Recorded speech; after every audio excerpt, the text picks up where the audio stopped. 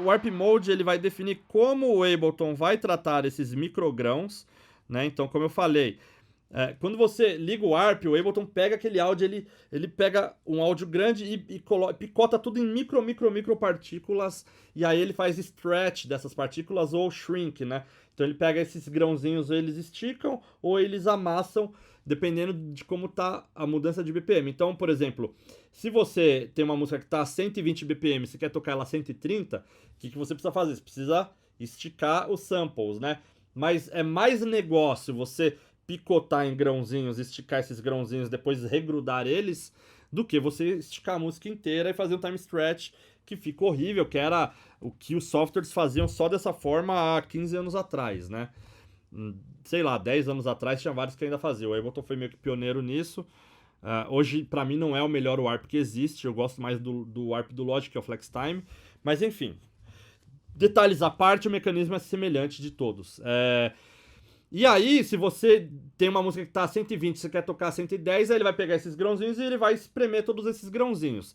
A forma que ele picota, a forma que ele recoloca um do lado do outro, e a forma que ele faz a interação de volume, porque vai ter crossfades entre esses grãozinhos, ela é determinada pelo Warp Mode, que está aqui embaixo. Então, o padrão do Live é o modo Beats, que é um Warp Mode que serve basicamente para elementos percussivos, para samples de bateria, de percussão, ou coisas que têm um transiente bem definido, né? Então você tem o desenho do transiente bem alto e geralmente tem release bem curtinho e não tem alteração de pitch. Isso é um ponto importante, não tem alteração de pitch. Então, a gente consegue ouvir esses grãozinhos quando a gente diminui muito o BPM. Então, eu vou fazer uma coisa meio freak aqui para vocês ouvirem. A música está em 126, eu vou baixar ela para 20 BPM, tá? Que é o mínimo do live. E eu vou dar um play e aí a gente vai ouvir, a gente não vai ouvir música nenhuma, vai ouvir esses grãos atuando, tá? Vamos lá.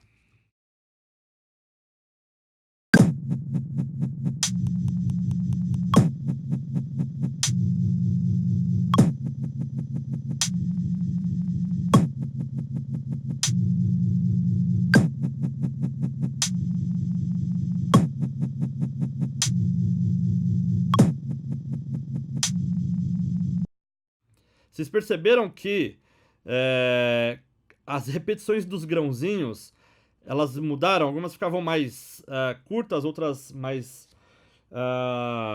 detalhadas e a gente ouvia o transiente, pau, aí ficava parece um wobble, né? Isso é por quê? Porque o modo beats ele corta esses grãozinhos e ele preserva o transiente e ele determina o tamanho de acordo com o tamanho do transiente, se ele tiver nesse modo aqui preserve. Então, o preserve modo transientes, que é o padrão, é esse aqui. E aí, o que ele faz? Ele pega esses grãozinhos, ele fica indo para frente e para trás, para frente e para trás. Você poderia colocar só para frente, ó, para frente e para frente. Então, já vai mudar o som também.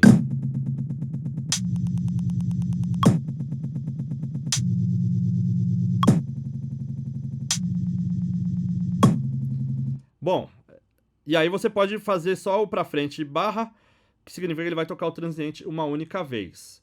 Então isso aqui é legal para pegar um sample e dar um groove. Quando você vai pegar um sample que está numa velocidade X e você vai aumentar o BPM dele, né, um sample de bateria, puta, deixar nesse modo é realmente do caralho. Então aqui ele vai tocar o transiente uma única vez, ele não vai ficar repetindo esses grãozinhos que ele picotou.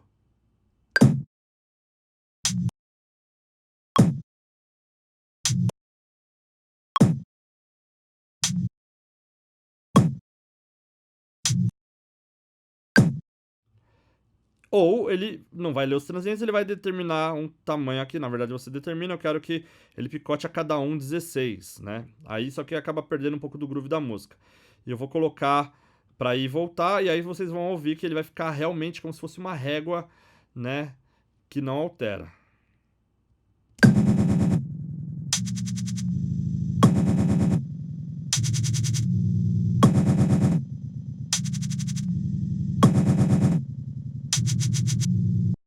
Salata, eu não vou fazer música 20 BPM, obviamente, eu só tô mostrando o mecanismo pra vocês, tá?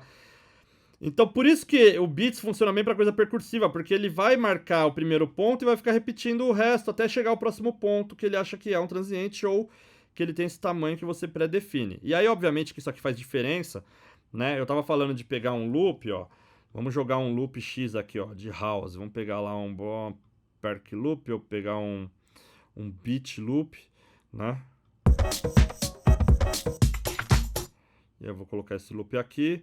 E aí eu vou deixar ele no modo Beats. E eu vou colocar ele aqui para ele tocar uma única vez, tá? Quando a gente está tocando no BPM original... Olha que muito louco, ele calculou o BPM errado, inclusive. Porque o projeto estava em 20, né? Ele se baseou aqui. É uma cagada de leve, né? Vamos botar 120 aqui. Acho que agora ele vai vir sempre errado, né? Então a gente manda ele fazer o warp de novo. Warp from here, agora ele acertou, mais ou menos. Mas eu vou deixar isso aqui, ó, em bits, nesse único ponto. E aí eu vou dar um play nesse sample, nesse loop, e aí eu vou subir o BPM. E aí nesse modo ele vai dar um pouco mais de groove, ó que interessante.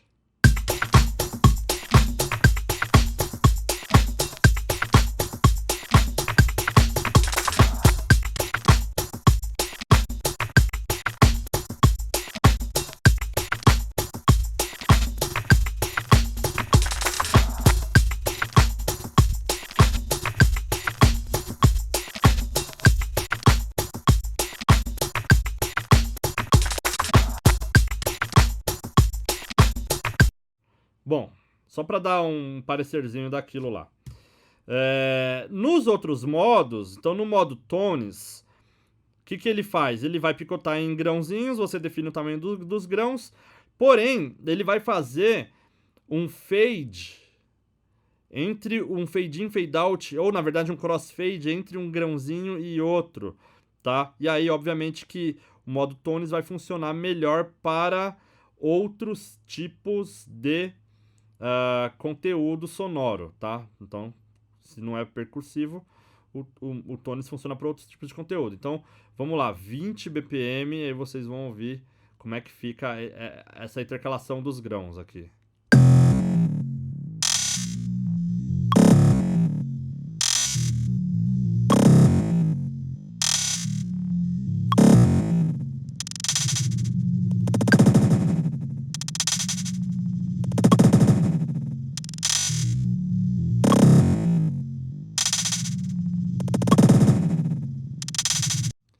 Para onde que o Tones funciona melhor? Então, para que ele foi pensado? O Tones foi pensado para coisas, né? Vocês viram que ele começa o picote antes e vai fazendo um fade in, o outro vai fazendo um fade out, então as coisas elas ficam se encaixando aqui. O Tones foi pensado para sons que prioritariamente tem mudança de pitch, ao contrário ali do Beats, que é sons que não tem mudança de pitch, né? E sons que são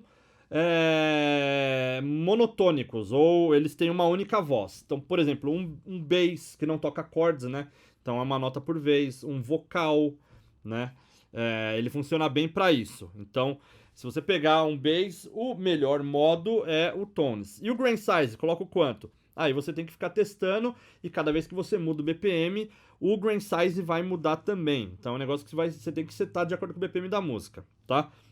O modo texture, ele é semelhante a esse aqui, mas ele ganha um outro... O grain size ele vai de 2 a 263, no Tones aqui é de 12 a 100, né? Ou seja, você consegue ter um controle maior de grain size. E o flux, você consegue fazer uma aleatoriedade dessas repetições. Então no zero ele vai ficar bem parecido com o Tones, tá? E aí o que eu vou fazer? Eu vou dar o play aqui, 20 BPM, e vou ir mudando o flux para vocês sacarem mais ou menos o que está ocorrendo aqui.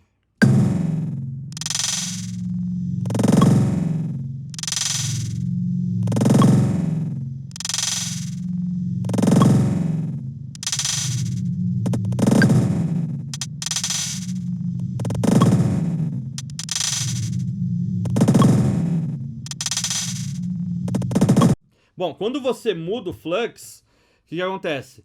ele muda a velocidade, essa velocidade das repetições mudam. E o texture basicamente é para coisas polifônicas, então para coisas que tem mais de uma nota tocando ao mesmo tempo. Então, melodias não, acordes mesmo, mais de uma voz cantando, tipo, backing vocals tocando tudo junto, né? Por quê?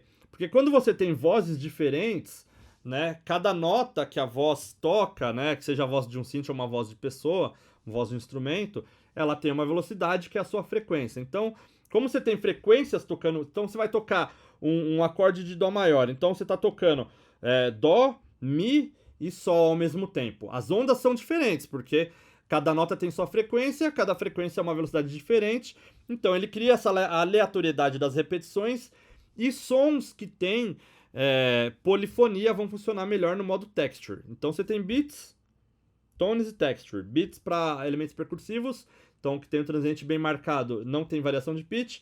Tones para coisas que tem variação de pitch são monofônicos. Texture para coisas que tem variação de pitch são polifônicos, tá? E assim, a gente era feliz com esses modos de warp, só que tem desde o Live 4, sei lá. Tem há muito tempo, né? E aí os caras criaram, bem depois, o modo Complex. Eu vou pular o repeat aqui que eu já falo dele. Né? O Complex ele faz o quê? O Complex, o próprio Ableton decide para aquele milissegundo que ele está trabalhando se é melhor usar beats, tones ou texture. Aí você fala, porra, eu uso o Complex para tudo então, né? Então hoje em dia a gente pode usar o Complex para tudo, tá? Porém, o que acontece?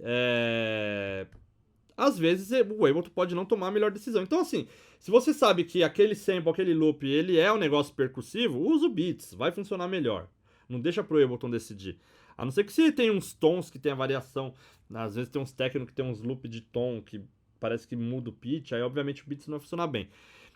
Mas assim, há 10 anos atrás, cara, 10 anos atrás a gente tava no Live 7. Há 10 anos atrás, os computadores, o processamento dos computadores era muito pior. Então, o Complex, ele usa 10 vezes mais CPU do que os outros 3 modos, tá?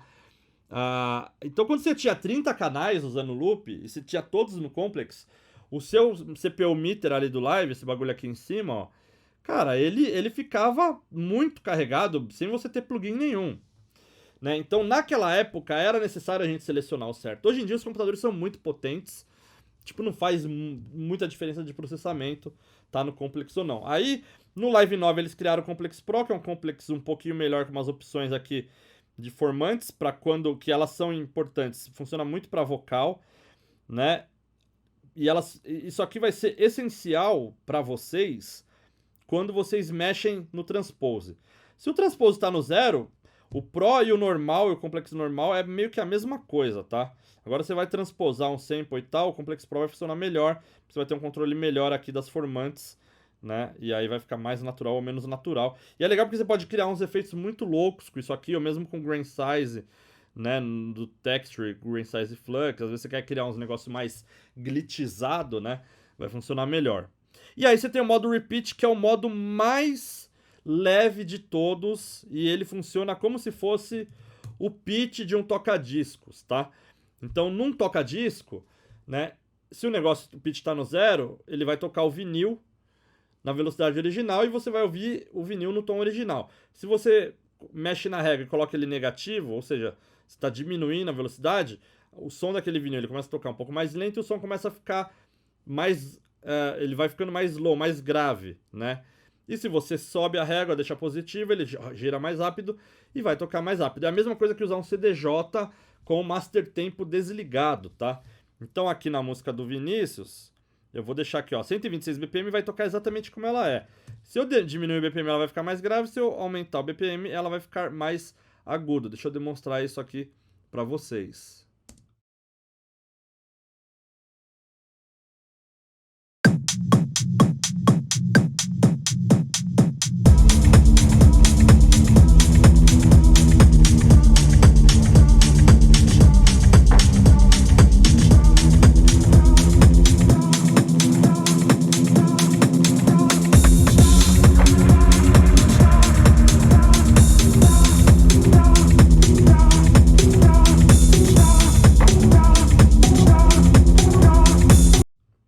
fica exatamente como a gente tocava no vinil, né? E eu particularmente gosto de deixar a CDJ com o Master Tempo desligado também. E é o modo mais lento, mais leve que tem de processamento, quase que não tem processamento, e vocês viram que ele nem clipou, né? Ele teve um micro clipe além do volume original, mas é quase que imperceptível, né? E a qualidade é muito boa.